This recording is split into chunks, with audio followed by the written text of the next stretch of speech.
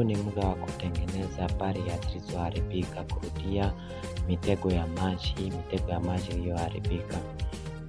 Tunarudia ili tukiweka maji ama maji yakiingia kwenye mitaro ya baki bila kutoroka.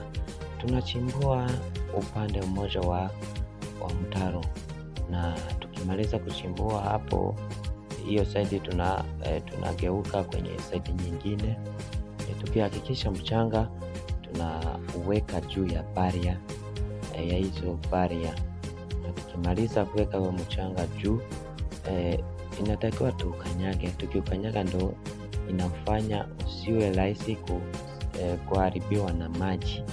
Ndugu mtazamaji, kama unavyoona hapa, hii mitaro na baria tuliitengeneza vizuri, na ndio maana hapa maji yamebaki kabisa kwenye mitaro na yametulia, hakuna kutoroka, maji yanabaki kabisa.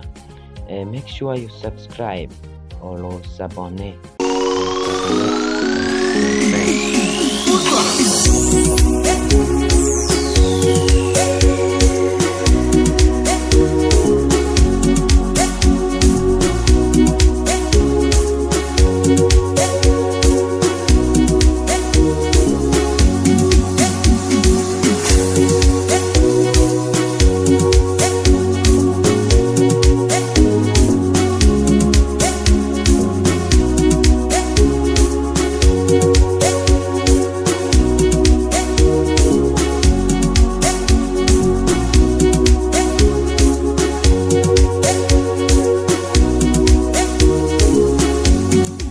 Follow Aristide Mukulima Smart on all platforms: YouTube, Facebook and TikTok, also Instagram.